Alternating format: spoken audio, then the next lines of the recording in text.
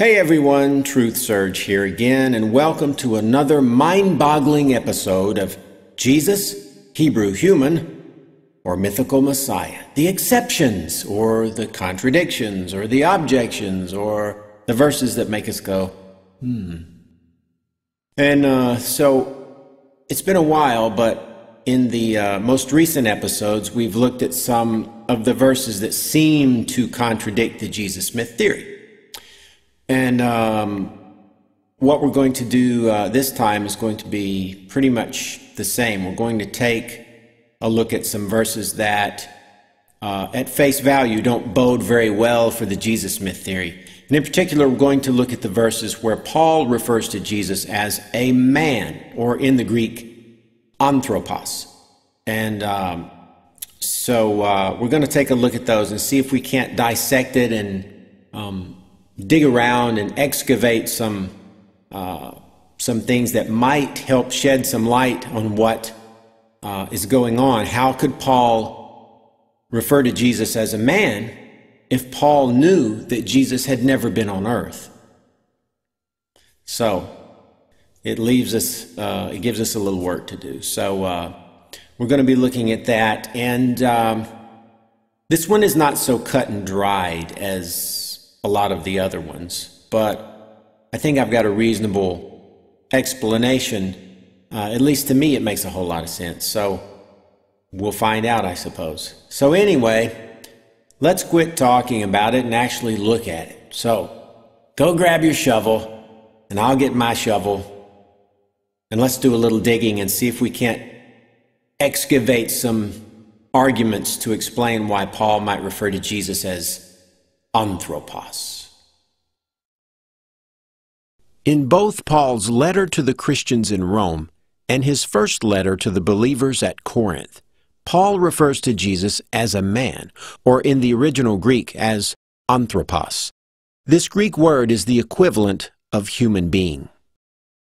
Let's look at the passages and see if we can make some sense of this apparent anomaly. But not as the offense, so also is the free gift. For if through the offense of one many be dead, much more the grace of God, and the gift by grace, by one man, Jesus Christ, hath abounded unto many. For since by man came death, by man came also the resurrection of the dead. The first man is of the earth, earthy. The second man is from heaven. First, we could ask if these have been mistranslated. There can be no mistake about the meaning of anthropos. It means human being and is used almost 600 times in the New Testament to mean precisely that. So we can be sure that the word man in these three verses is an adequate translation into English from the ancient Greek. A comparison of some major translations using Romans 5:15 will confirm this. This is true for the two passages in 1 Corinthians also. Another possible explanation we could explore is to ask, could these be a later edit or insertion by a more orthodox Christian? I don't think so. They don't have the earmarks of an insertion or edit. There is no obvious break in the flow of thought.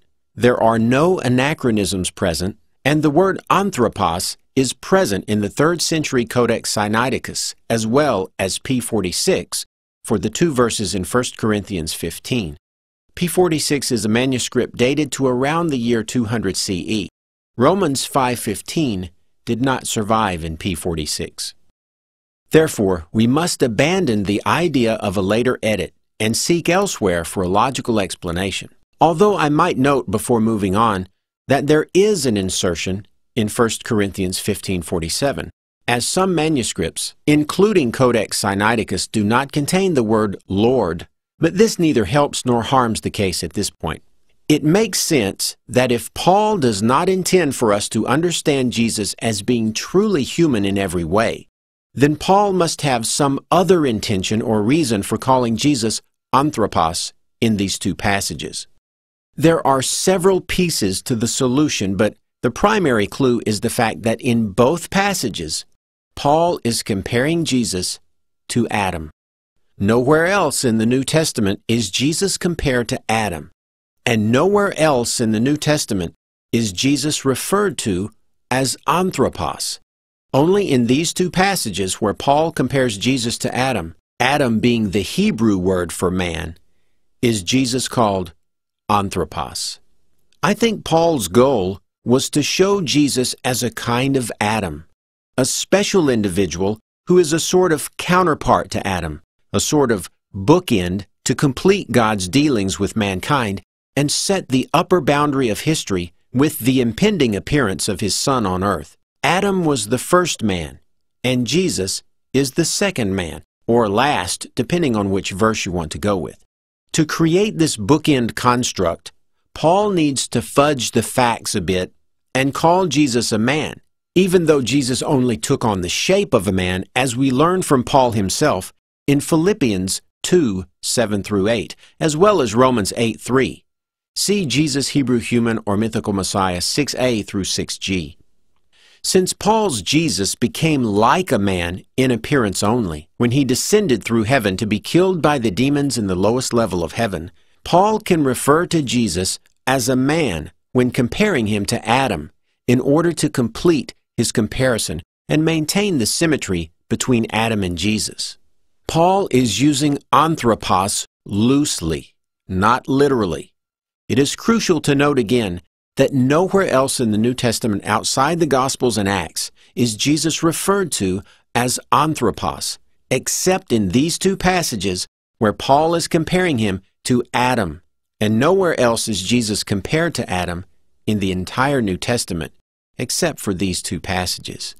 Paul wants to maintain the symmetry in his comparison-contrast in order to strengthen his argument. It's a literary construct used frequently among the ancient Greek writers. To drive home the point, let me show you this technique by both Paul and the author of Hebrews. First, we'll examine it in Hebrews.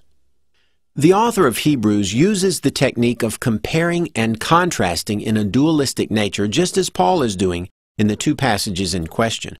Just as Paul's goal is to compare and contrast Jesus with Adam, showing Jesus to be superior, the author of Hebrews' goal is to compare and contrast Jesus with the earthly high priests, showing how Jesus is superior to them.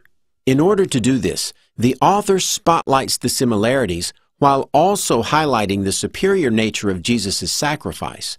The more parallels that can be drawn, the stronger the argument is made. Let's now look at how this comparison-contrast technique works. We'll show the earthly high priest at the bottom of the screen and Jesus at the top. This will help drive home the separation that the author is maintaining between the earthly high priest and the heavenly high priest. The earthly high priests offered their sacrifices in earthly tabernacles made by human hands. Jesus, however, offered his sacrifice in the heavenly tabernacle, not made by human hands. Notice there is a similarity, both offered sacrifices, and a difference.